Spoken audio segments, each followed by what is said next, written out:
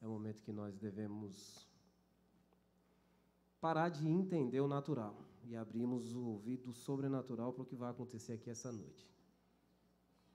Não tenha expectativas em homem, tenha expectativas em Deus. Não tenha expectativa em uma palavra conforme a sua vontade. Seja aberto para que a palavra venha diante da vontade de Deus para a sua vida. Olha o testemunho que aconteceu aqui. E esse testemunho pode ser o da sua vida diante daquilo que o Senhor tem de propósito para a sua vida. Queria convidar aqui o pastor Carlos Sobrinho, um grande amigo, vai estar trazendo a palavra, a mensagem dessa noite. Vamos providenciar um copo d'água para o pastor Sobrinho. Desde já, queria convidar aqui a nossa irmã Mislene para estar fazendo oração pelo pregador dessa noite. Fique atento ao que o Senhor tem para a sua vida essa noite. Não deixe passar despercebido nenhuma das palavras que vão ser mencionadas neste altar. Em nome de Jesus. Deus tem muito para a sua vida. Creia no sobrenatural de Deus. Em nome de Jesus. Boa noite, graça e paz. Vamos estender as mãos. Senhor Deus eterno Pai, neste momento, Senhor, nós te agradecemos, Senhor, pela disponibilidade, Senhor, do irmão. Dele estar vindo aqui, Senhor, mas que ele seja canal de bênção, Senhor, para as nossas vidas. Que de nenhuma forma seja ele falando, mas que venha ser o Senhor, Pai. Que a casa, Senhor, a família dele seja abençoada, Senhor. Por hoje, Senhor, porque ele está fazendo hoje, Senhor. Porque foi um dia esperado e planejado pelo Senhor. E eu te peço neste momento que os nossos corações venham estar como terra fértil, Senhor, para que a semente caia e dê fruto, Senhor, que as pessoas venham sair daqui tremendamente, Senhor, tocadas pelo Teu Santo Espírito, Pai. Santo Espírito, Pai. Deus, muito obrigado por tudo e abençoa, Senhor, o irmão, no nome de Jesus. Amém. Graça e paz, queridos. Como é bom estar com vocês aqui, sabia? É a segunda vez que eu venho nessa igreja. Quem já me viu aqui alguma vez? É estranho, né? Eu dizer que é a segunda vez, vocês nunca me viram, né? Eu tive aqui a primeira vez, talvez alguns de vocês nem estavam aqui ainda. Eu vi essa igreja nascer. Quando ela começou, ainda era uma congregação da Igreja Batista de Vilas. E eu era membro lá e vi essa igreja nascer. Tenho um carinho muito especial para o Vanderlei. E assim que eu encontrá-lo, vou dar um abraço bem forte nele. Ele é um querido, não é? Então eu vou dar um abraço dele bem forte. Meu nome é Carlos Sobrinho, vocês podem me chamar de Carlos, de Sobrinho, de Coisinho, de Bichinho, como vocês quiserem, o importante é que vocês me chamem. E se vocês me encontrarem na rua e eu não responder, deixa eu dizer logo para vocês, eu não sou metido, eu sou míope. Então, se eu não cumprimentar vocês, vocês já sabem que eu não vi mesmo. E eu talvez não lembre o nome, mas o rosto eu jamais vou esquecer. Então, se você estiver na rua sem máscara, eu posso esquecer, porque eu estou te vendo de máscara. Mas eu não vou esquecer de nenhum de vocês. Hoje eu cheguei aqui, as experiências foram as mais diversas. Desde a hora que eu cheguei aqui, eu quero agradecer muito a Nicolas e a Adriana, porque eles são pessoas especiais e a gente se conectou de um jeito estranho, mas ao mesmo tempo especial, né? E eles estiveram na minha casa essa semana e a gente era para a gente bater um papo de uma meia hora, eles saíram de lá 1h e de lá para cá muitas coisas começaram a acontecer. E eu creio que Deus, Ele tem as estratégias dele e não cabe a nós entender, cabe a nós viver. E eu quero te convidar nessa noite a tentar parar de entender. Nós vamos começar a viver. E para a gente começar a viver, eu queria compartilhar com vocês uma palavra que está lá no livro de Josué. É um texto, eu vou ler um pouco grande, mas nós vamos refletir em 2 trechos de Josué. No capítulo 5 primeiro. Ou melhor, no capítulo 5, né? Precisando pensar que é o primeiro, não. No capítulo 5, nós vamos começar no verso 13, nós vamos ler até o 6, versículo 21. Vamos emendar direto. Ele é um texto grande, mas eu preciso ler ele para a gente entender algumas coisas que Deus vai falar com a gente. Deixa eu te dizer um negócio. Se você está esperando algo muito prontinho, eu já vou te desarmar. Eu já me acostumei muito a fazer esboços de pregação e na hora ser completamente diferente. Então, eu só não sei dançar. Eu acho pouco provável dançar aqui na frente, mas o restante pode acontecer. Então, já preparei seu coração. Diz assim no capítulo 5 de Josué, no verso 13. Estando Josué já perto de Jericó, olhou para cima e viu um homem em pé, empunhando uma espada. Aproximou-se dele e perguntou-lhe: você é por nós ou nossos inimigos? Nenhuma coisa nem outra, respondeu ele. Venho na qualidade de comandante do exército do Senhor. Então Josué prostrou-se, rosto em terra, e em sinal de respeito lhes perguntou: que mensagem o meu senhor tem para o servo? O comandante do exército do Senhor respondeu: tire as suas sandálias dos pés, pois o lugar em que você está é santo. E Josué as tirou. Jericó estava completamente fechada por causa dos israelitas. Ninguém saía e ninguém entrava. Diga comigo: ninguém saía e ninguém entrava. Então o Senhor disse a Josué: saiba que entreguei nas suas mãos Jericó, seu rei e seus homens de guerra. Marchem uma vez ao redor da cidade com todos os homens armados. Faça isso durante 6 dias.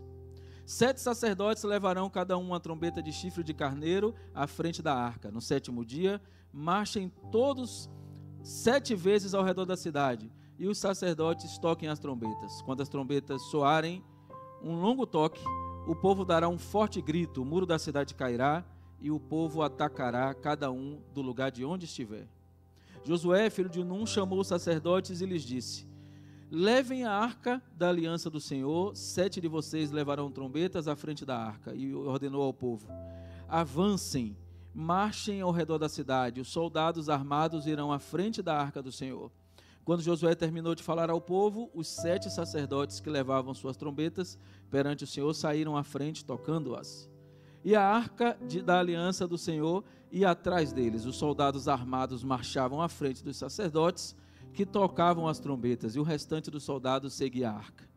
Durante todo esse tempo tocavam as trombetas, mas Josué tinha ordenado ao povo: não deem o brado de guerra, não levantem a voz, não digam palavra alguma, até o dia em que eu lhes ordenar. Então vocês gritarão. Assim se fez a arca do Senhor rodear a cidade, dando uma volta em torno dela. Então o povo voltou para o acampamento, onde passou a noite. Josué levantou-se da manhã seguinte, e os sacerdotes levaram a arca ao Senhor. Os 7 sacerdotes que levaram as trombetas iam adiante da arca, tocando as trombetas. Os homens armados iam à frente deles, e o restante dos soldados seguiam a arca do Senhor. Enquanto as trombetas tocavam continuamente, no 2º dia também rodearam a cidade uma vez e voltaram ao acampamento, e durante 6 dias repetiram aquela ação. No 7º dia, levaram-se ao romper da manhã e marcharam da mesma maneira 7 vezes ao redor da cidade. Foi apenas nesse dia que rodearam a cidade 7 vezes. Na 7ª, quando os sacerdotes deram o toque da trombeta, Josué ordenou ao povo: gritem! O Senhor lhes entregou a cidade. A cidade, com tudo o que nela existe, será consagrada ao Senhor para destruição. Somente a prostituta Raabe e todos os que estão com ela em sua casa serão poupados, pois ela escondeu os espiões que enviamos. Mas fiquem longe das coisas consagradas, não se apossem de nenhuma delas, para que não sejam destruídos. Do contrário, trarão destruição e desgraça ao acampamento de Israel. Toda a prata, todo o ouro e todos os utensílios de bronze e de ferro são sagrados e pertencem ao Senhor, e deverão ser levados para o tesouro. Quando soarem as trombetas, o povo gritou. Ao som das trombetas e do forte grito, o muro caiu. Cada um atacou do lugar onde estava e tomaram a cidade. Consagraram a cidade ao Senhor, destruindo ao fio da espada homens, mulheres, jovens, bois, ovelhas e jumentos, todos os seres vivos que nela havia. Amém? É um texto longo, vou pedir desculpa porque ele é longo, mas é para a gente entender a história. E eu queria primeiro compartilhar com você. Quando eu cheguei, me perguntaram qual que é o tema da mensagem. Eu não sou muito bom de dar tema de mensagem. E quando eu não tenho um tema para mensagem, eu prefiro dizer assim: o tema da mensagem é Deus é massa. Porque ele encaixa com qualquer mensagem que você quiser dar. Lá em Minas Gerais ele seria Deus é bom demais da conta. Em São Paulo seria Deus é bom pra caramba. No Rio do Grande do Sul seria Deus é bom pra caramba, tchê. Mas aqui seria Deus é massa. E se eu quisesse encaixar qualquer mensagem com Deus é massa, qualquer texto que você quiser, vai encaixar. E por que eu não quis dar um tema para esse texto? Porque nós vamos falar de muitas coisas dele. E eu não quero que você se prenda a um versículo ou uma coisa, eu quero que você fique atento para o que Deus quer falar com você. E talvez, para alguém que está sentado aqui, seja algo diferente do que está sentado aqui. Primeira coisa que o texto nos mostra, eu queria que você começasse a pensar em vencer barreiras. E os jovens têm muitas barreiras e não são poucas, mas deixa eu dizer um negócio para você, são sempre as mesmas. Os jovens não têm poucas barreiras, mas são sempre as mesmas. E por que às vezes a gente se atrapalha? é porque a gente não está muito acostumado a ler o manual. Tudo que a gente está enfrentando, o porquê ele acontece e a solução dele está toda aqui no manual. Se a gente ler todo dia, a gente vai achar a solução. Qual é a primeira experiência que o texto nos mostra? É que Josué, primeiro ele tem uma experiência, e o texto diz assim, lá no 13, Josué estava perto de Jericó, olhou para o céu, viu um homem em pé empunhando uma espada. Algumas leituras desse texto fazem referência a ser o próprio Deus, uma experiência sobrenatural de Josué ali. E a primeira coisa que o texto nos ensina é que toda a experiência que a gente vai ter, que vai terminar em vitória, começa primeiro com uma experiência sobrenatural. Qualquer dificuldade que você for enfrentar, eu não sei se eu posso ficar andando aqui, o pessoal da câmera vai ficar zangado comigo aí, mas eu não quero saber não, vou andar. Se eu sair aqui, você tem alguma coisa que dá um choque na gente? Não, né? Então, se sair, você... beleza, tem ali. Então, primeira coisa que você precisa entender, jovem e adulto, é que qualquer situação que você vai tratar, primeiro precisa iniciar com uma experiência com Deus. Por quê? Porque Ele sabe como termina. Primeira coisa que você precisa fazer eu estou com dificuldade, eu não sei, eu estou sendo tentado naquela área, jovem quase não sofre tentação, né? Então, não sei...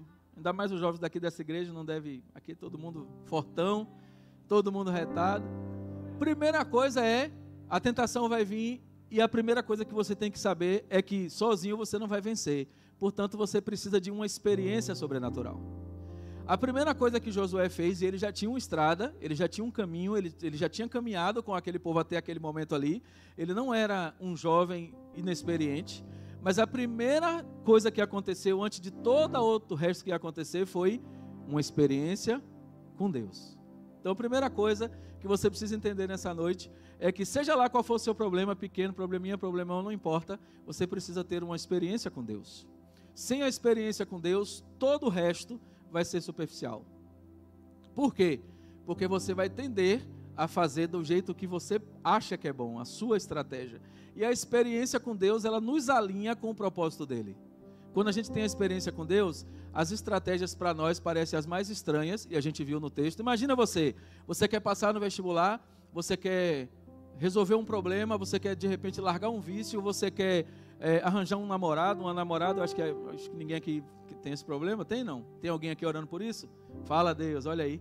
Então, imagina que você vai orar a Deus para conquistar essas coisas e Deus fala assim, filha, ou filho, presta atenção, você vai sair com o pessoal, vai dar 7 voltas no bairro do Araquari, e aí você vai ficar 6 dias, vai lá em Vila do Atlântico, vai em Vida Nova, volta, durante 6 dias sem dizer nada a ninguém.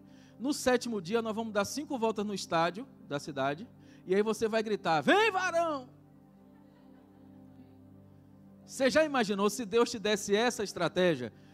Fala a verdade, se você orasse a Deus e Deus te desse essa estratégia, quem aqui levantaria e caminharia 6 voltas no Araquari e fazia de imediato? Deixa eu dizer um negócio para você. A estratégia de Deus, ela quase sempre é muito diferente da estratégia da gente. E sempre ela funciona e quase sempre a nossa fracassa. Primeira coisa, segunda coisa que a gente aprende hoje é que não importa quão maluca pareça a estratégia para nós. Se é a estratégia de Deus, ela precisa ser feita. Mas eu não estou entendendo como é que tem que fazer.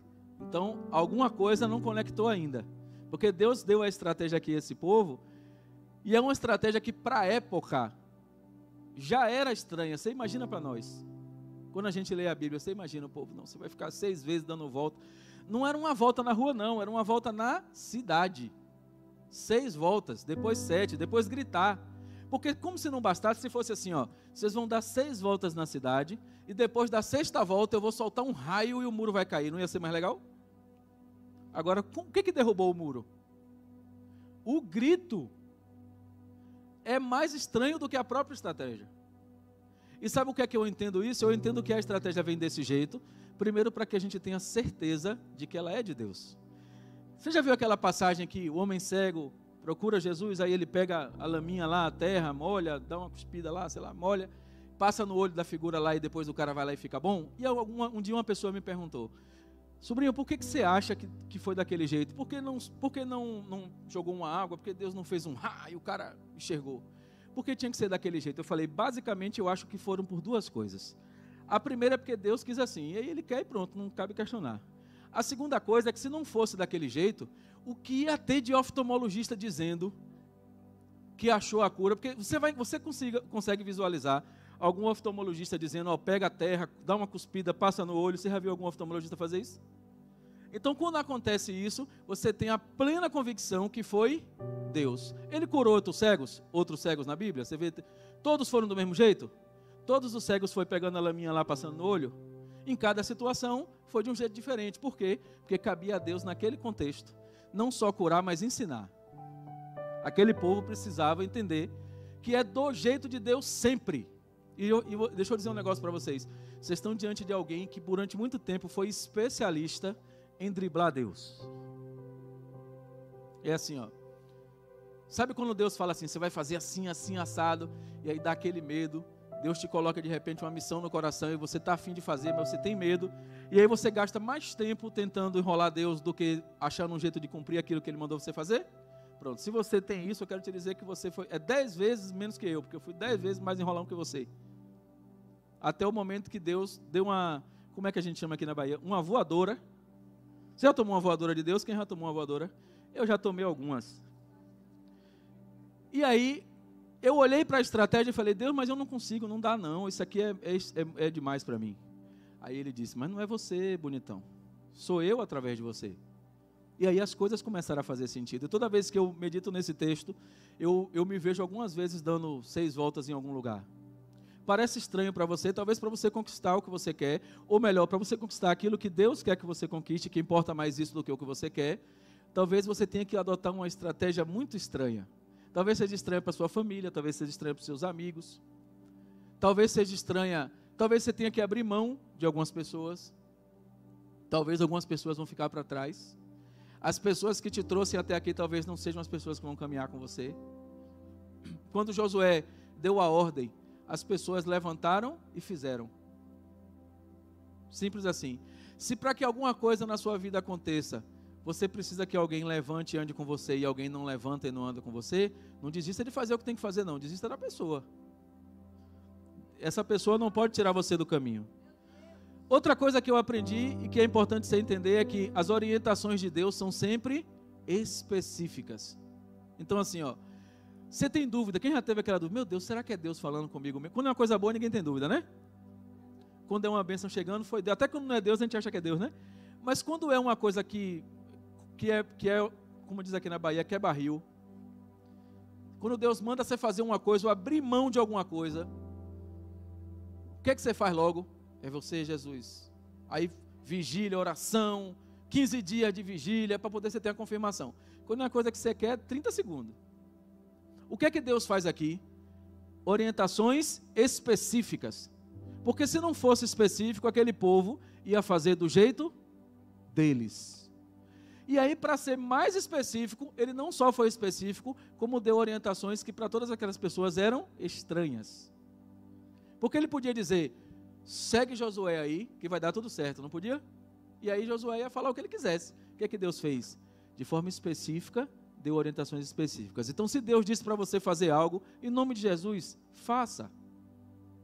Talvez Deus esteja mandando você fazer algo que para você é estranho, que você não entende, que você acha que os outros vão achar estranho, que você não entende como é que os outros vão achar. Deixa eu te dizer um negócio, importa é o que Deus acha. E se Ele disse a você para fazer, faça. Ah, mas eu não sei como fazer. Olha o que é que Deus fez com esse povo. Ele deu uma orientação bastante estranha, bastante esquisita para os nossos olhos, mas Ele não só disse o que fazer, mas Ele disse como fazer. Ele disse quem ia na frente, Ele disse quem ia no meio, Ele disse quem ia atrás, Ele disse quantas voltas dá, Ele disse até a hora de dar o grito. Você acha que aquele povo não tinha alguém lá com vontade de dar um grito no 4º dia? Se eu e você estivéssemos lá, depois da 4ª volta sem ver nada acontecer, a gente não ia tentar dar um grito para ver se o muro caía? Depois do 4º dia, você dando volta numa cidade, um sol quente, devia estar sol. Porque nos correios da Bíblia parece que a gente só vê chuva, água no dilúvio, né? O resto é tudo quente. Você imagina que você vai lá andando naquele sol quente, no 4º dia você não vê nada acontecer. Porque não aconteceu nada, nem no 1º, nem no 2º, nem no 3º, até o 7º dia, não aconteceu nada que aos olhos daquelas pessoas pudesse dar a elas esperança de que ia acontecer. E Deus fez, apenas no 7º dia grite. E talvez eu e você estejamos gritando no segundo dia. Talvez a gente esteja gritando no terceiro dia. Talvez Deus tenha trazido para você algo especial que vai acontecer com você nessa igreja, na sua vida, e você não quer esperar os 7 dias, que para você talvez seja 15, que para você talvez seja 30. Talvez Deus tenha falado para você assim: ó, filho, filha, vai rolar um negócio legal aí entre eu e você, e eu vou fazer acontecer. Agora espera uns 90 dias aí. A oração começou feliz, terminou triste, não foi?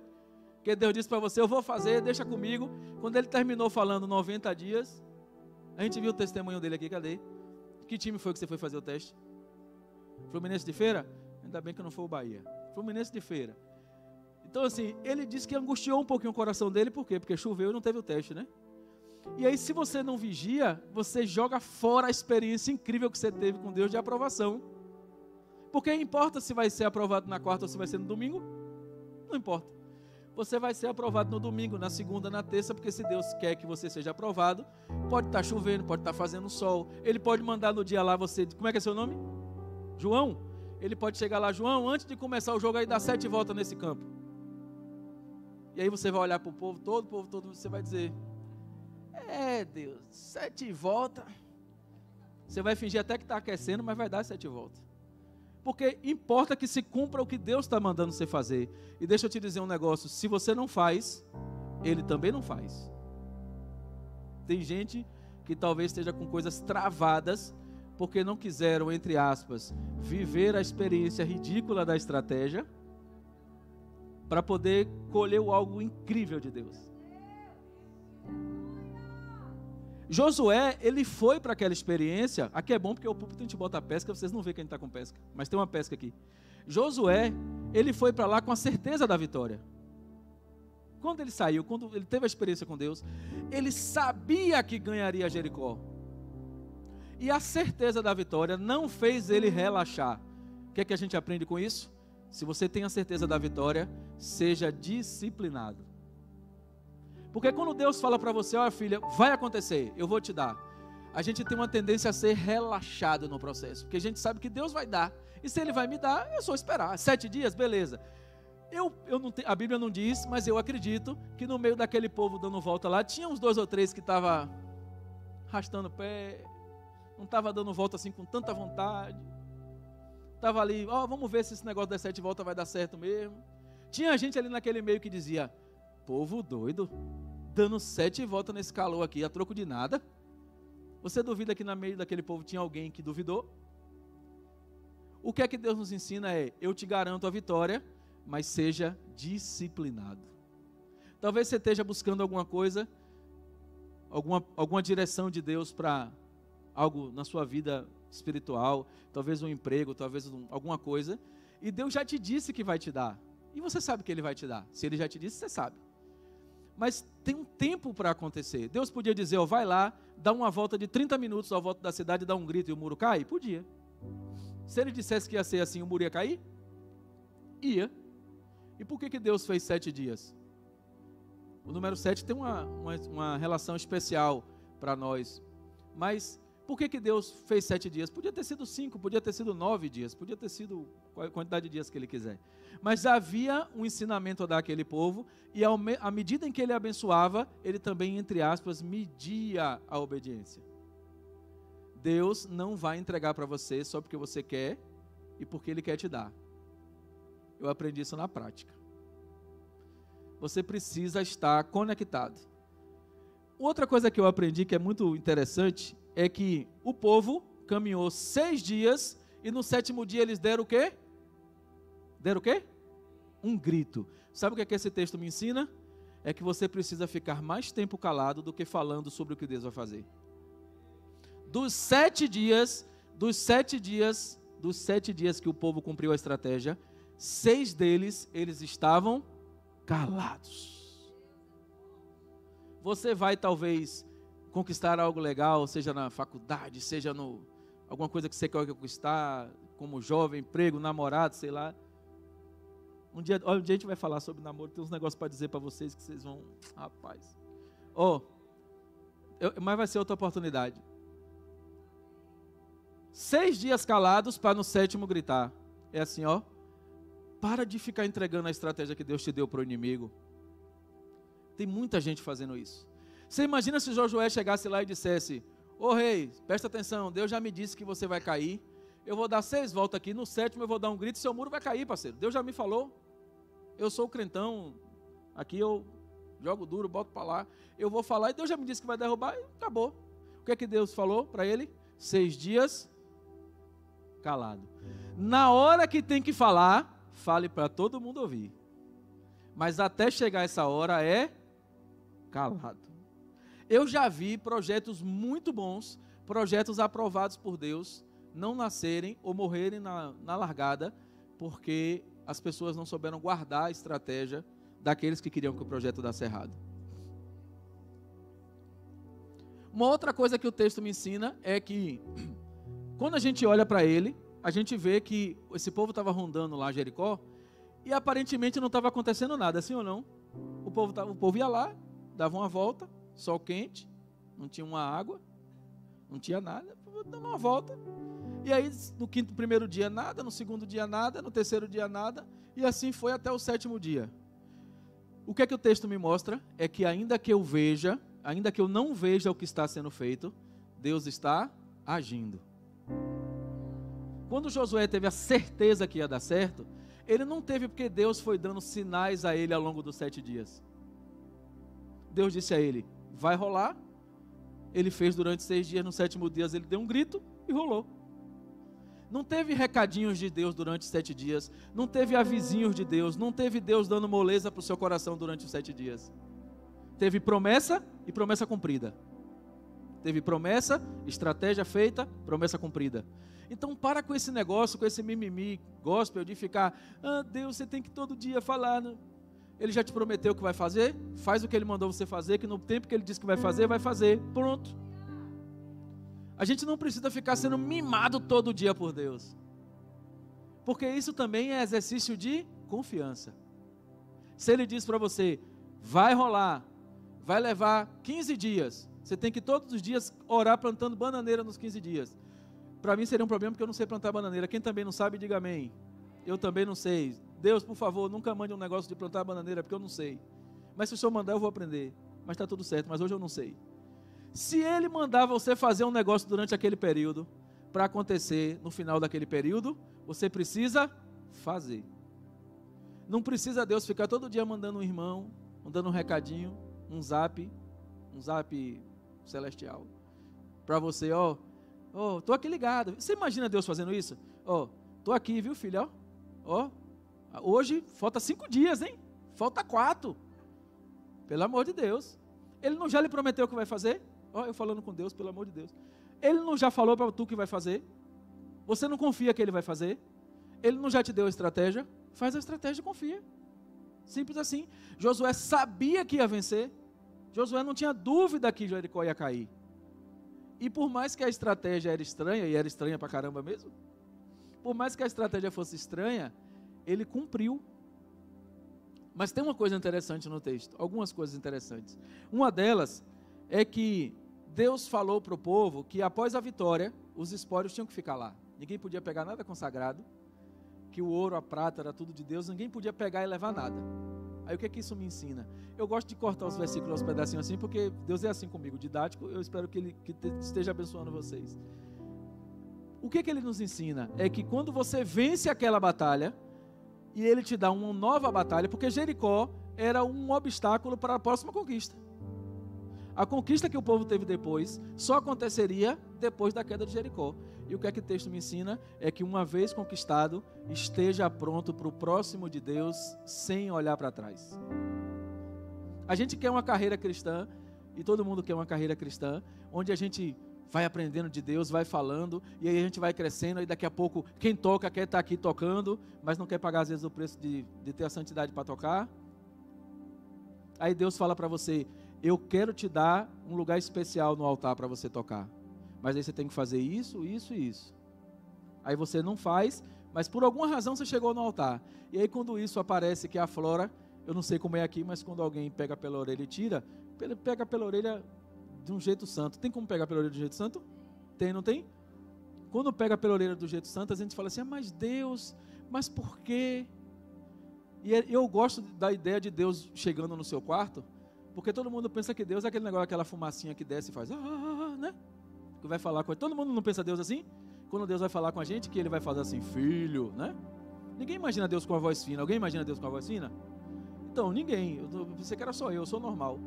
Quando a gente imagina Deus vindo com essa experiência, é Deus dizendo assim, filha, filho. Às vezes ele só te tira do lugar. Não te diz nada. E às vezes você não entende porque que não está rolando. Às vezes você não entende porque que não está conectando. Às vezes você não entende porque que não está fluindo. Às vezes você não entende porque aquele jovem ou aquela jovem que você considera que é menos cristão que você está avançando e você não. E aí você precisa entender que talvez a estratégia estranha que Deus deu para aquele menino que você acha que não devia estar onde está, ele está cumprindo. E ele está cumprindo, ó, caladinho.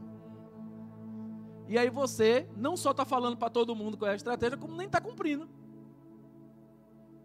Aí Deus pega você e tira, e ele faz com amor, às vezes, dói às vezes, mas sempre com amor. Ele pega você e fala, filho, senta ali. Aí você vai ficar ali mais tempo do que o tempo que levaria para você cumprir a estratégia.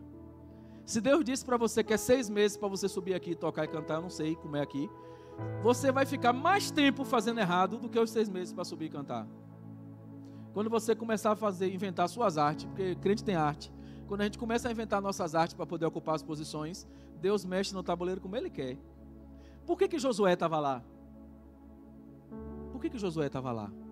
Josué ocupou o lugar de quem? Quem lembra? De Moisés. Não foi um lugar qualquer. Josué ocupou um lugar porque quando cabia a ele ser a segunda pessoa de Moisés, ele fez isso com excelência. A Bíblia não nos conta Josué conspirando contra Moisés. Tomara que ele morra, tomara que o mar feche na hora que ele passar. Não tem. A Bíblia não tem Josué conspirando, Moisés vai subir naquele monte lá, tomara que ele escorregue de lá, desça de lá, se acabando todo. Não tem. Josué fez com excelência o papel de coadjuvante e ocupou com honra o lugar de destaque. É por isso que que Deus fala com ele para esse povo avançar. Nós já estamos terminando. Eu não sei quanto tempo tem. É só até 10? Até que horas? Até 10, tá. Aí tem... A vitória de Jericó abriu um negócio interessante para a gente entender. Foi a partir da vitória de Jericó que abriu Canaã. Comece a pensar nisso. Todo mundo fala assim, todo crente fala assim, eu quero viver Canaã. Não sei o que, tem até umas músicas, né, que fala de viver Canaã e tal. Deixa eu te dizer um negócio, bonitão. Para você chegar em Canaã, tem que vencer Jericó. Não tem como passar Canaã sem vencer Jericó. E aí você está tendo a oportunidade de Deus, incrível. Deus já te deu. Tem gente aqui que Deus já deu a estratégia. Você sabe que deu. Deus já deu a estratégia, Deus já disse como fazer. E está tentando inventar o jeito próprio de fazer. Não vou nem dizer para você dizer amém, porque vai ser um amém, muita gente dizendo amém. Porque Deus dá a estratégia e a gente fica tentando fazer do nosso. Eu vou dar um exemplo para você. Eu tenho um filho, Davi, de 8 anos. É lindo, a cara da mãe. Ele teve um problema quando ele nasceu. Foi assim, mas ele é a cara da mãe mesmo. Mas, enfim, tem que dizer alguma coisa que ele pegou do pai, né? É inteligente como o pai, mas é lindo como a mãe. E é inteligente como a mãe também. Senão chegar em casa dá problema. Davi, eu recebi num culto a palavra de Deus dizendo que eu teria Davi. Eu fui para um culto e a pastora chamou, nunca tinha ido naquela igreja, lá no Uruguai. E aí a pastora chegou até a minha esposa. Eu queria ter filho, ela não queria, porque como todo homem, eu entendia que quando tivesse filho, Deus ia abençoar muito. E como toda mulher, ela queria que todos os problemas da galáxia primeiro se resolvessem para depois a gente ter um filho. Então você, homem, que vai procurando aí namorada para casar, é o chip de fábrica. Todas vêm com esse chip. Precisa tudo estar resolvido para depois... E o homem vem com esse chip, que o homem acha que na hora que ele bota a mão, tudo se resolve. Então, é de fábrica.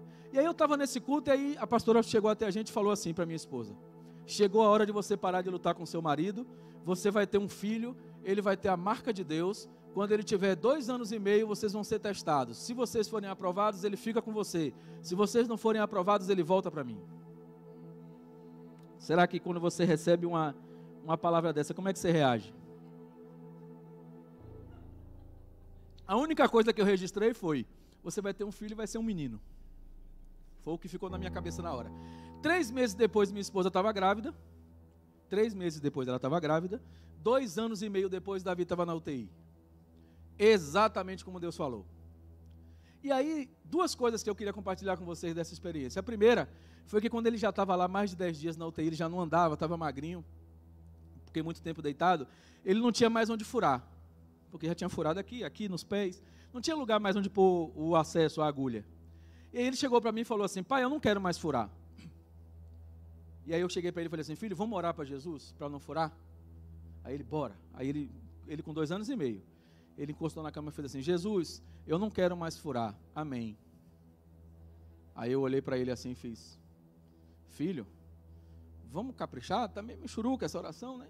Aí ele virou para mim e fez assim: pai, mas o que eu quero é isso. E aí no dia seguinte, a médica entrou no quarto e me chamou e fez assim: pai, estou com um problema. A gente vai entrar numa fase de medicação agora com o Davi, que é muito ruim, o remédio é muito ruim. Todas as crianças que tomam, vomitam, botam para fora. A gente tem muita dificuldade com esse remédio e eu preciso que você converse com ele para que ele tome. E aí eu fui conversar com ele e falei: filho, ó, a médica vai trazer um remédio para você muito ruim, mas muito ruim. Só que se você tomar, você vai ficar bom logo, a gente vai para casa. Eu usei com ele de uma psicologia ali, na hora que Deus me deu. E ele tomou o remédio como toma um iogurte. Pegou o remédio. Quando ele tomou o remédio, a médica disse assim: pai, se ele continuar tomando sem problema, a gente não vai precisar mais dar ele via venosa. Ele vai tomar esse remédio agora oral. E quando ele deu essa informação que eu fui explicar para meu filho, ele disse para mim assim: tá vendo, pai? A gente orou ontem para não furar e agora não vai precisar mais furar. E eu desabei a chorar, porque eu tinha chamado a oração dele de michuruca, né? E eu desabei a chorar, eu falei: filho, não é mesmo que esse Deus ouve a gente, não é verdade? A gente já estava lá 13 dias na UTI. Você imagina como a gente estava a cabeça, tudo emocional.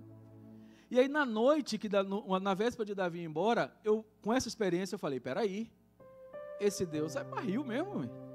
Peraí. Aí Deus, acabou esse negócio, vamos acabar com isso hoje. Aí eu fui no leito dele, ele já na madrugada, 3 horas da manhã, ele muito fraquinho, e eu tinha entendido que Deus ia levar Davi. Eu já tinha entendido que eu ia perder meu filho. Aí eu falei assim: Deus, negócio seguinte, Deus, está aqui Davi é lindo, ele é uma delícia, obrigado por esses 2 anos e meio que o Senhor me deu com ele, foi incrível. Eu estou liberando o Senhor para levar Davi, pode levar.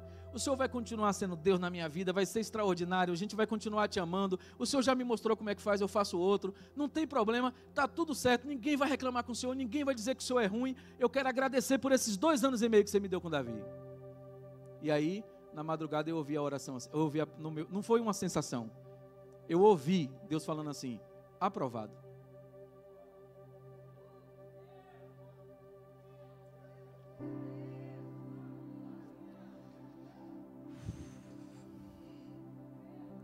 E aquela noite foi a noite que eu quase matei a minha mulher do coração, porque eu peguei o telefone e liguei para ela às 3 da manhã.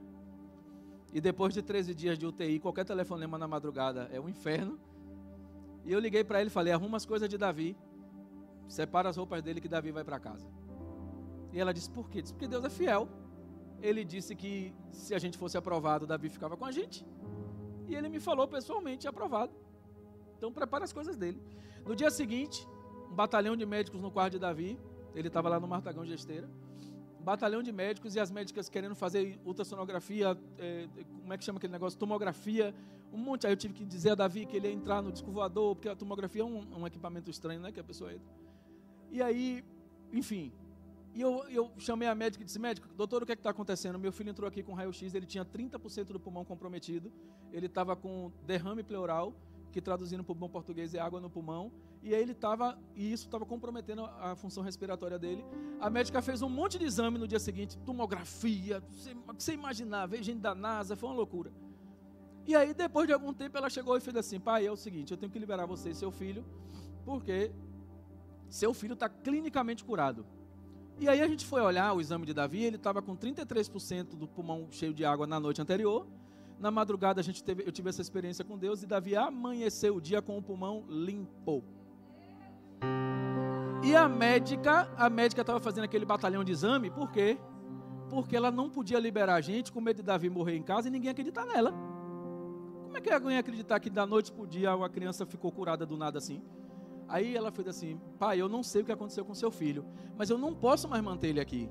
Ele está clinicamente curado e assim, cada leito aqui para a gente é muito importante.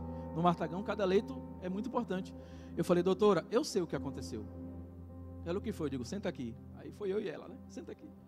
E eu fui contar para ela desde o culto lá. E talvez eu tenha passado por esses 14 dias de UTI para Deus alcançar a eta médica. Talvez as minhas 6 voltas na cidade tenha sido 14 dias de UTI. Talvez 6 dias de silêncio tenha sido madrugadas e mais madrugadas, eu e Deus, e a minha esposa e Deus lá chorando. Talvez o dia que eu falei com Deus que Ele disse aprovado, tenha sido o dia do grito. E a gente, ao longo dos dias que estivemos lá, tivemos várias experiências. Eu entrei na UPA, estava com meu filho no dia que ele entrou na UTI, e uma senhora entrou na UTI e falou para mim, botou a cabecinha, sabe aquelas portas de abrir assim, que parece que a gente só vê em filme? Aí ela botou a cabecinha para dentro da UTI e fez assim, é seu filho? Aí eu disse, é. Aí ela disse, ó, fica tranquilo, essa enfermidade não é para a morte. E aí saiu e foi embora. E aí eu dei aquele apagão, eu falei, deixa eu catar essa veia onde ela está, porque de repente Deus falou mais detalhe para ela, ela não quis me dizer, eu vou apertar a mente dela para ela me dar os detalhes. E até hoje eu procuro essa criatura na UPA.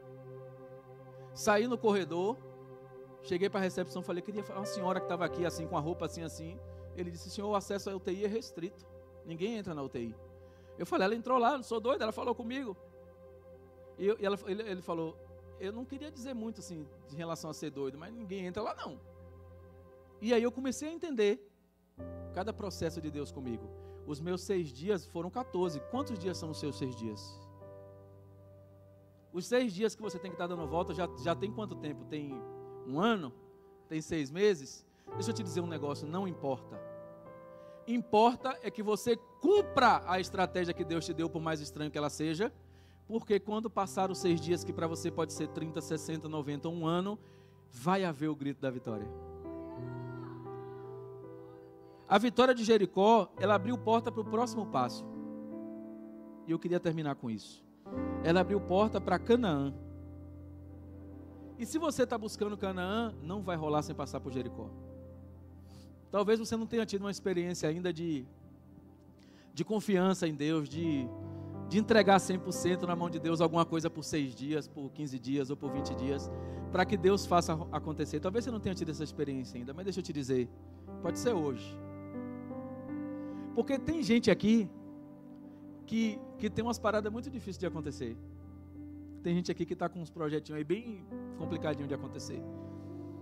E que Deus já falou o que tem que fazer. E está temando porque acha que a estratégia é muito difícil. Nada pode ser mais difícil do que dar 6 voltas numa cidade. E nada pode ser mais estranho do que fazer isso calado. Então, se Deus deu estratégia para você, faça. Não existe ridículo diante de Deus. Não existe ridículo diante de Deus. Eu vou terminar contando uma experiência do campo missionário. Me ajudem, porque toda vez que eu falo que eu vou terminar é mais 1 hora.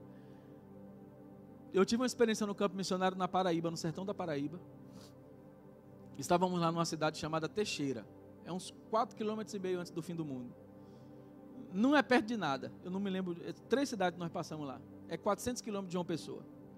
E aí a gente foi fazer um evangelismo na praça. Aqui vocês fazem evangelismo na praça? Sim ou não? Oi, fala a Deus. Está na hora. Aí foi fazer uns evangelismos na praça lá. E como era evangelismo? Era a gente todo mundo de preto, com a cara pintada a metade de branca, nem assim que toda igreja faz? Eu não sei porquê, deve ser por causa do teatro, né? Aí a gente pintava a cara metade de branca e todo mundo de preto, e a gente fazia os evangelismos. Primeira vila que a gente encontrou, quando a gente chegou, cantando e cantando, o povo foi entrando nas casas e se trancando. Você imagina o que é uma cidade do interior, perto do nada, um grupo de 20 pessoas cantando com violão, pulando, tudo de preto com a cara branca. O povo saiu se trancando nas casas. Aí o pastor teve que ir, pastor de lá, pastor Urbano, um beijo para ele, se ele estiver assistindo a gente lá na Paraíba. Ele foi na frente e batendo de casa em casa. Não, ele é um povo missionário que está com a gente, é da igreja. Aí o povo foi abrindo a porta e a gente foi assim. E aí na noite na praça, a gente foi fazer eram 7 dias. Com 3, 4 dias na praça, a praça ficava lotada de gente. Você imagina o que era. E aí no 5º dia Deus falou para nós assim, vocês vão lá, vão fazer o teatro e vão voltar para casa. Porque toda vez que a gente fazia o teatro, em seguida a gente fazia o evangelismo. Porque o povo já estava na praça, a gente se separava em grupos e ia falar de Jesus para os grupos. Na praça mesmo, sentado assim. Enquanto a gente estava rolando a pisadinha lá e a gente falando de Jesus aqui. E aí, naquele dia, Deus falou assim, acabou o teatro, volta para casa. Aí eu fiquei incomodado. Eu falei, e agora, como é que eu vou dizer? Porque tinha um casal de líderes do grupo, né? Como todo grupo tem um líder. Como é que eu ia dizer para o líder que eu não queria, depois da apresentação, ficar lá, que eu tinha que ir para casa, porque Deus tinha mandado? Aí eu chamei um outro amigo meu, Rodrigo, falei assim, Rodrigo, o negócio é o seguinte, irmão, a gente vai ter que falar com eles aí, porque eu não vou desobedecer a Deus, não. Aí o Rodrigo fez, velho, eu também estou com esse mesmo sentimento, bora falar com eles. Aí quando a gente foi falar com eles, eles chamaram todo mundo para reunir. E aí disse assim, gente, o negócio é o seguinte, a gente estava orando e Deus falou um negócio para a gente difícil, a gente vai ter que contar com a compreensão de vocês. Eu pensei, o quê? É que depois da apresentação a gente vai ter que voltar para casa, porque Deus não quer que a gente faça evangelismo depois da apresentação, não. Eu olhei para Rodrigo, falei, misericórdia, que negócio é esse? Deus falou comigo, falou com você, já falou com o líder, já arrumou tudo, a gente não precisa nem se preocupar. Aí fomos lá, fizemos a apresentação e voltamos para casa. A gente só foi entender uma semana depois, porque que isso aconteceu. Mas no dia do evangelismo, durante o dia, tinha um grupo, eu estava com o Rodrigo, era meu parceiro de evangelismo, e aí tinha um grupo de meninos assim, jovens, sei lá, 12, 13, 14 anos. E aí, a gente queria uma estratégia para chegar neles, né? E a gente era cara de pau mesmo, a gente ia chegar, aí Deus, vocês já viram aquela estratégia de fazer o evangelismo com a dobradura, que fala do avião, do carro, e aí quando você abre no final é uma cruz? Vou ensinar para vocês depois.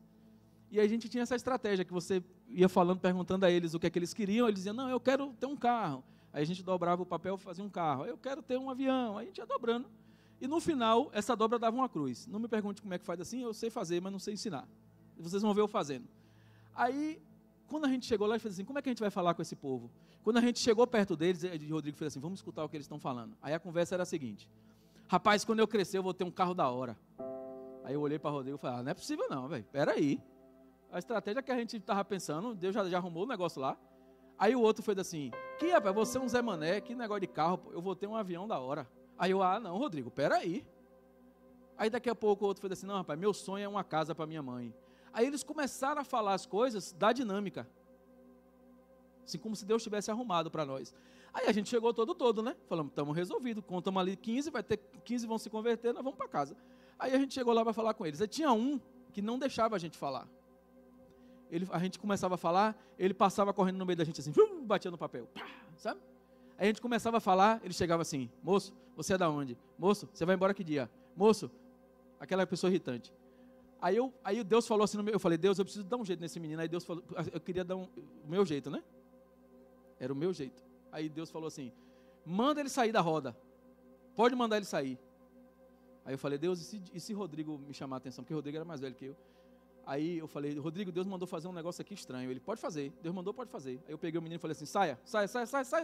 Aí peguei ele assim, saia, sente ali. Ele quer, eu não viajei 1000 quilômetros para você ficar me abusando, não. Sai daqui, sai, sente ali. Quando a gente acabar aqui, você vem conversar com a gente.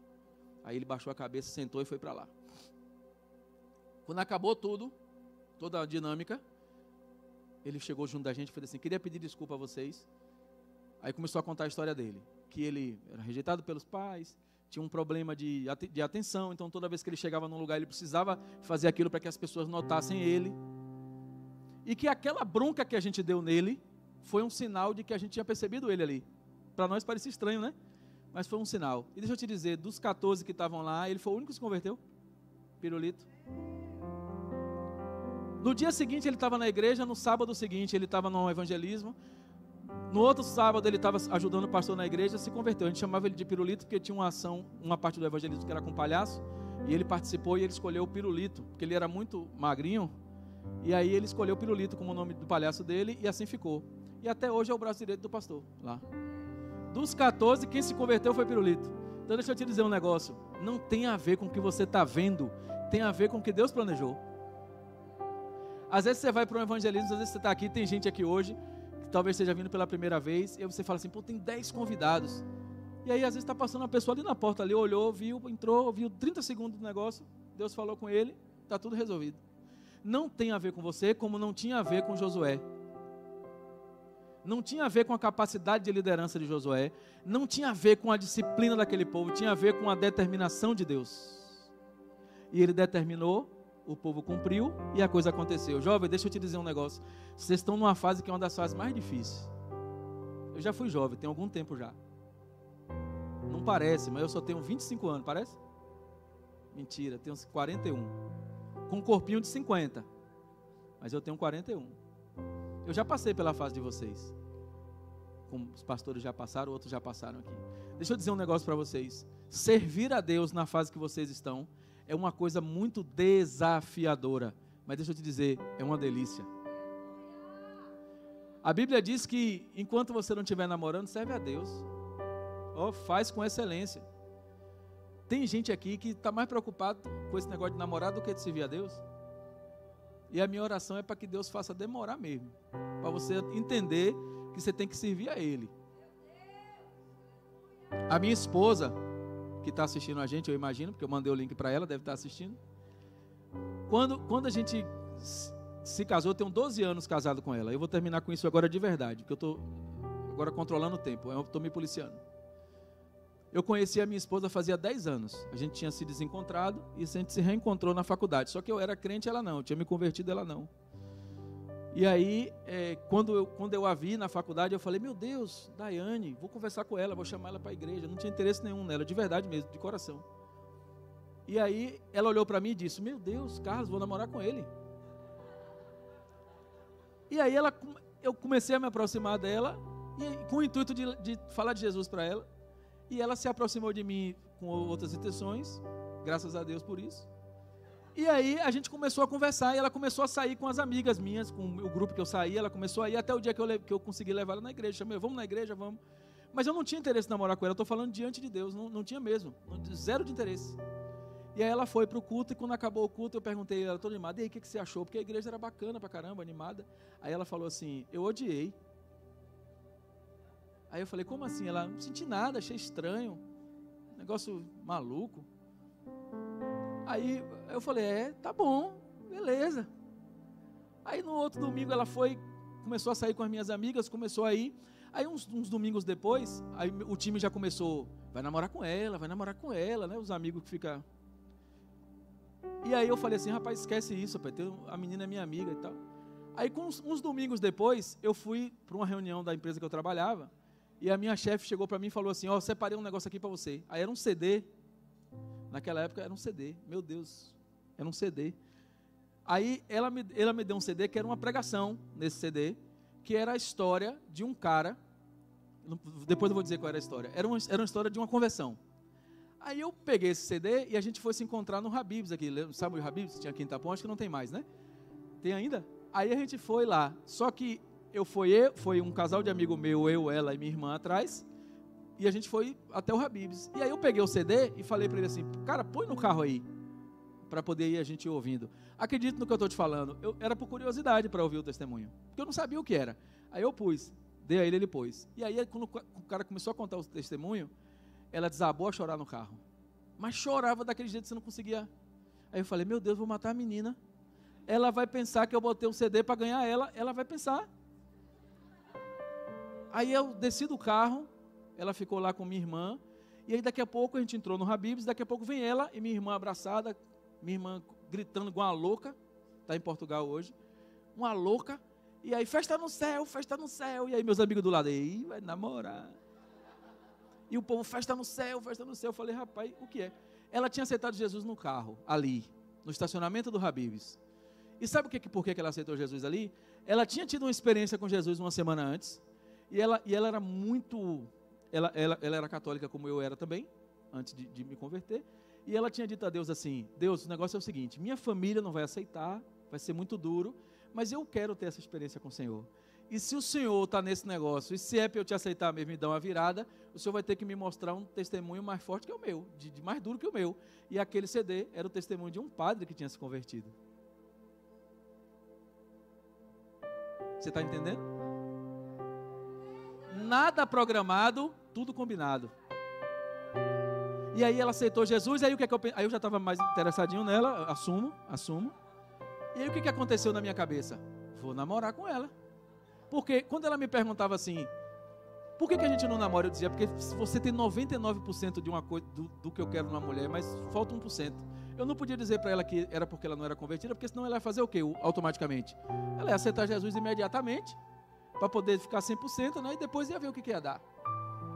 E aí eu pensei, ela se converteu, peraí, 1% faltava. Opa, deu tudo certo. Aí eu fui falar com ela mesmo, de namorar. Porque só faltava aquilo, não faltava mais, eu fui falar com ela. Aprenda, homem, seja objetivo. Quer um negócio, fala com a menina. Aí eu fui lá, chegou lá, ela disse assim, aí o que aconteceu? O que eu imaginava? Vou falar com ela e ela automaticamente vai dizer, eu também quero, vai tocar aquela música romântica no fundo, imaginária, e a gente vai sair de lá namorando. Aí quando eu falei para ela, ela disse, eu não quero não. Aí eu falei, como assim? Ela, minha parada agora é Jesus. E foram uma semana, acho que uns 10 dias nessa luta aí. Porque ela só queria saber de Jesus, não queria saber mais de mim. E aí depois de uma semana, uns 10 dias, nós conversamos e ela disse, vamos começar a namorar. Com 6 meses nós ficamos noivos, com 1 ano nós casamos. Sabe o que eu quero ensinar para você? Se você não tem perspectiva de casar, não comece a namorar. A diferença entre o dia que você namora e o dia que você vai casar é o tempo que você vai ficar exposto às possibilidades de desviar. Ah, mas eu tenho 15 anos, eu só vou casar com 25. Falta 10. Ah, mas eu gosto dele, ele gosta de mim, Deus falou que é para a gente namorar. Tem perspectiva? Se não tem, segura a onda aí.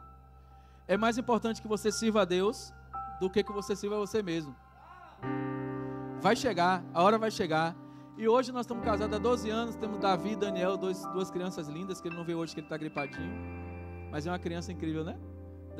Daniel é super...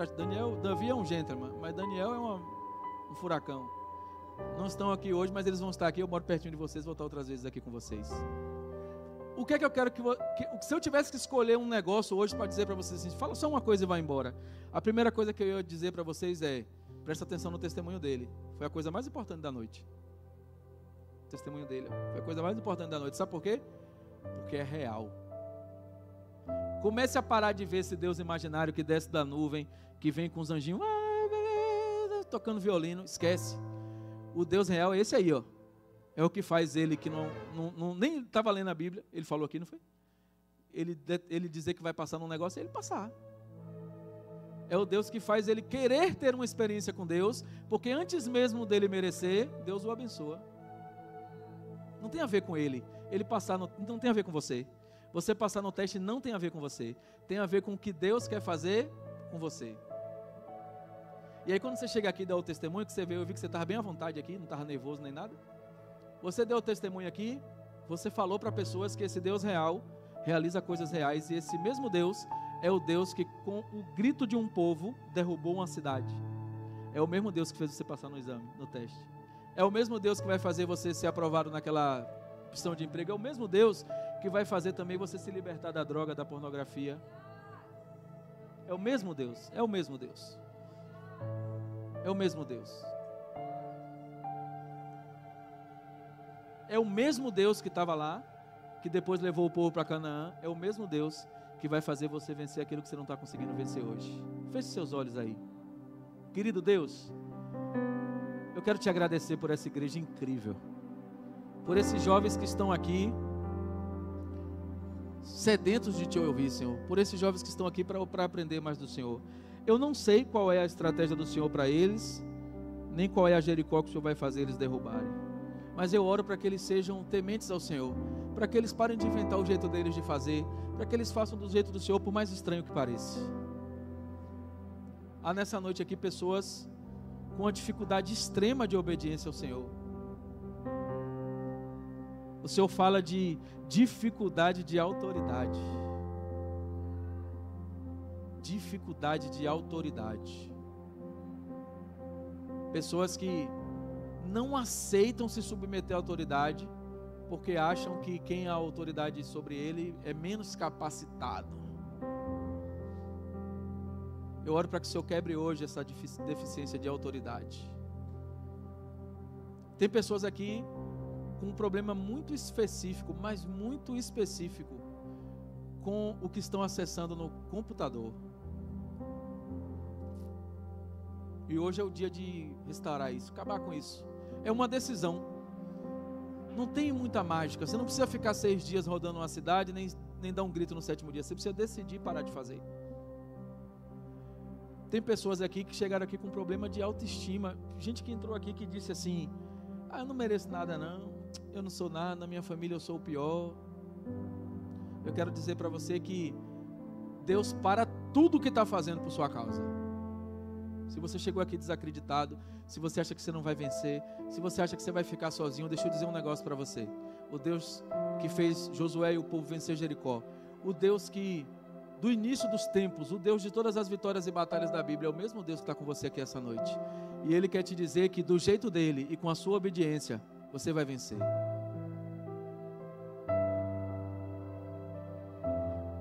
Nós temos várias experiências na Bíblia, de vitória, de estratégia, de mover de Deus, e a gente sempre quer fazer do nosso jeito. O povo com Josué fez do jeito que Deus mandou fazer, e uma cidade inteira caiu. Para de achar que o que você quer fazer vai dar a solução naquele cisquinho que você está tentando derrubar e não consegue. Hoje é um tempo de reconexão. Quando os pastores me convidaram para vir aqui, eu senti algo muito estranho. E eles sabem por que eu estou falando isso. Mas eu orei a Deus e disse: Deus, Jericó está lá, e aí? Aí ele disse: dá as voltas na cidade, leva a arca na frente, faz aí o que tem que fazer e a coisa vai acontecer. Deixa eu dizer um negócio para vocês, eu quero terminar com isso para que você fique com isso na sua cabeça gravado. Não coloque as suas expectativas em homens. Não tem a ver com os pastores, não tem a ver com essa igreja linda, não tem a ver com nada disso, tem a ver com o propósito de Deus para você. E se o propósito de Deus para você é viver algo extraordinário aqui, viva! Pare de colocar questões, viva! Deus quer que você venha ser o melhor recepcionista ali da porta, seja o melhor recepcionista da porta, 6 dias, 15 dias, 1 ano, 12 anos, 10 anos, não importa. Deus quer que você seja a pessoa que vai lá operar o multimídia, opere com excelência, dê o seu melhor. Deus quer que você chegue e sente na cadeira para receber dele até que ele te mostre o caminho. Sente aqui na cadeira e receba dele 100%. Pare de fazer do seu jeito. Durante 3 anos, eu me escondi de Deus. 3 anos. Porque eu fui ferido numa igreja. 3 anos em casa, dizendo para Deus que eu não daria volta em cidade nenhuma, dizendo para Deus que eu não gritaria coisa nenhuma, dizendo para Deus que Ele fizesse do jeito dele, que eu estava fora.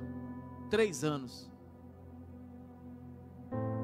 E quis Deus que eu encontrasse o pastor Nicolas e a pastora Adriana, eles fossem na minha casa, e a gente deu para eles o melhor que a gente tinha, para que eles fossem usados para Deus dizer assim: quem mandou você largar sua rede?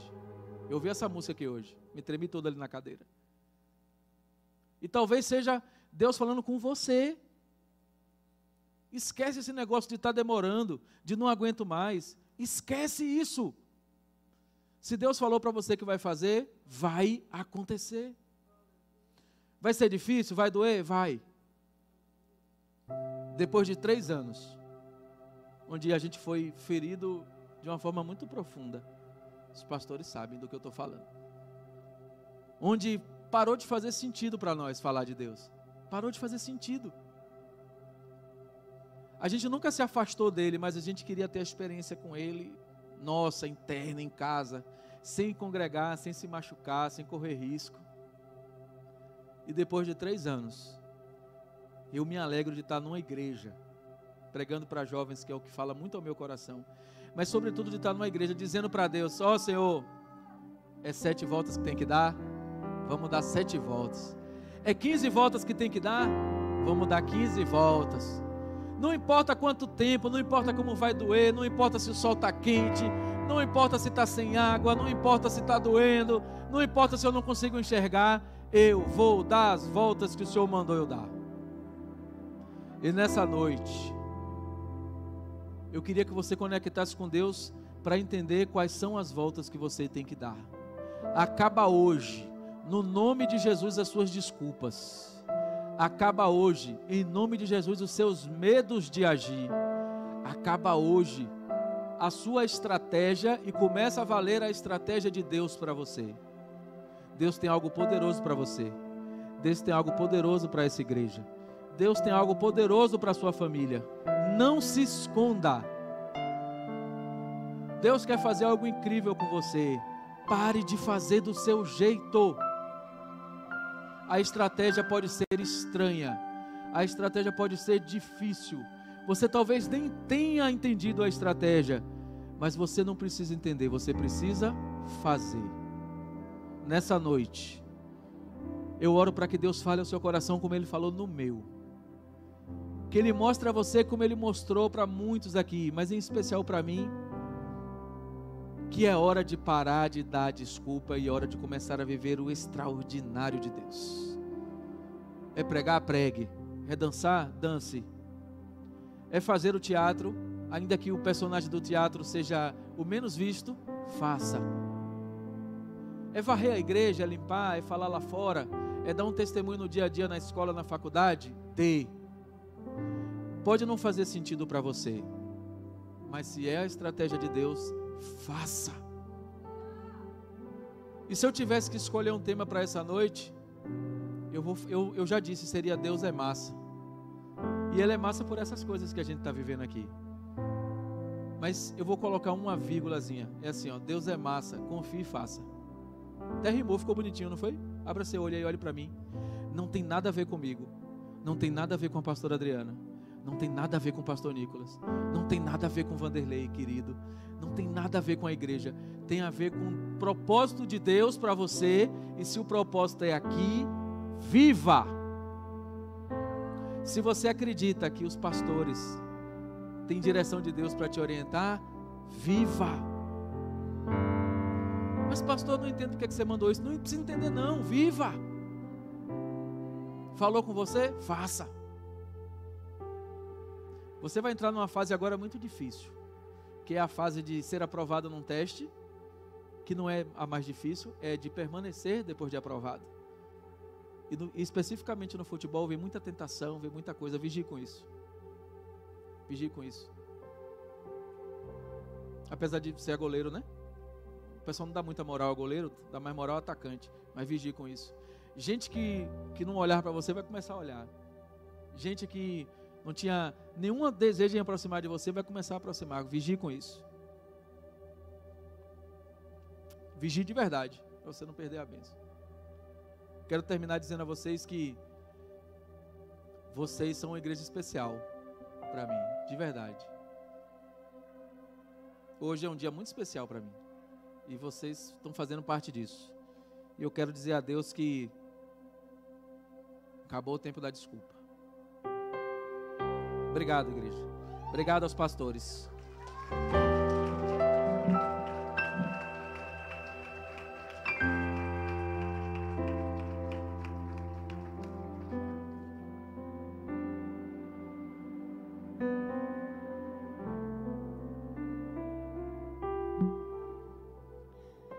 Estratégias estranhas que trazem grandes resultados. Estou muito feliz com o que Deus fez aqui. E quero fazer uma pergunta para a igreja. Quantos, igual a pastora Adriana, vão precisar assistir de novo essa live? Olha para trás. Olha lá, quantos? Olha aí. Olha ali. Vou precisar assistir de novo. Tem muita informação de Deus para as nossas vidas. Muita. Muito lindo. Muito lindo.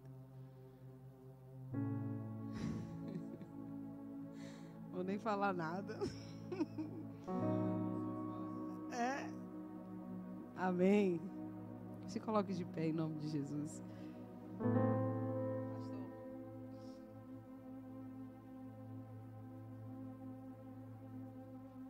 Se acostumem com esse nome, sobrinho. Sobrinho. Sobrinho. Sobrinho. Sobrinho. Se acostuma, viu, povo? Aplauda Jesus por isso. Aleluia.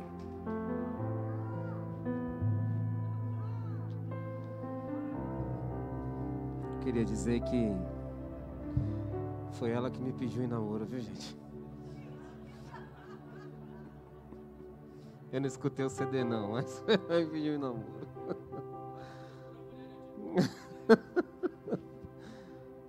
Estou impactado. E a gente não pode sair daqui sem perguntar algo. Existe alguém no nosso meio que ainda não aceitou o Senhor Jesus como Senhor e Salvador de sua vida? Se existe alguém, acene com a mão para nós identificarmos você. Existe? Não, todos são rostos familiares, então a gente faz a pergunta. Se na live houver alguém que sentiu, que está com esse desejo de aceitar o Senhor Jesus como Senhor e Salvador de sua vida, deixe o seu telefone, deixe o seu nome, e alguns dos nossos pastores, ou eu mesmo, nós estaremos entrando em contato contigo, para que você venha fazer essa confissão de fé. Amém? Igreja, não vamos esquecer das palavras que foram ditas aqui hoje pelo Senhor Jesus às nossas vidas. É o cuidado dele especial com cada um de nós. Ele tem cuidado de nós. Ele tem trazido um maná muito precioso do céu para as nossas vidas. Vamos ficar atentos. Não pela grandeza que muitas vezes enche os nossos olhos ou os nossos corações diante daquilo que almejamos ser em Deus, mas pela verdade que queremos expressar através da verdade dele expressa em nossas vidas. Que sejamos filhos, participantes da mesa do Senhor, em nome de Jesus. Queria dizer também que a programação da igreja segue. Amanhã teremos nosso Cineiba, né, o nome? O nosso Cineiba. Amanhã a partir das 17 horas. Domingo teremos EBD normal, culto normal. E à tarde, culto de Santa Ceia do Senhor. Não deixe de participar da ceia, será às 17 horas. E estaremos todos aqui aguardando vocês para esse momento precioso. Eu, quando era jovem, adolescente, ainda sou na mente, mas no corpo já passou. Eu, quando vinha para a ceia, eu tinha uma alegria, porque era o dia que eu podia usar minha roupa nova. Eu não sei vocês, mas dias de ceia é dia de usar roupa nova. Venham felizes, venham alegres, venham contentes. Convidem pessoas para verem o que vocês vão viver aqui no domingo. É interessante que isso aconteça. Somos testemunhos vivos da boa e eficiente mensagem da cruz sobre as nossas vidas. Não se esqueçam que final de semana, aí na semana que vem, 10, 11, 12, 13, estaremos vivendo o Congresso dos Jovens da Igreja Batista Aracuí. Vai ser um momento muito especial para nós. Vai ser um momento de Deus. Não deixe de convidar igrejas, pessoas. Só vem a capacidade máxima, né? Então vamos ficar atentos, amém? Tem mais alguma coisa?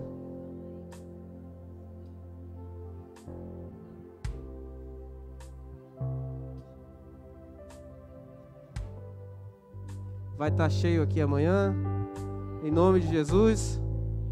Você que participou do Cineiba anterior, venha, o filme vai ser interessante. Demais, amém? Ela quis dar uma ênfase, no Cineiba, amém?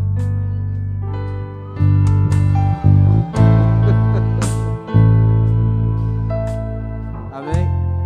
Eu estou impactado com a palavra dessa noite. Deus é bom demais. Foi tremendo. Eu também vou assistir novamente. Amém? Feche seus olhos. Não. Estenda suas mãos. Vamos abençoar os nossos irmãos.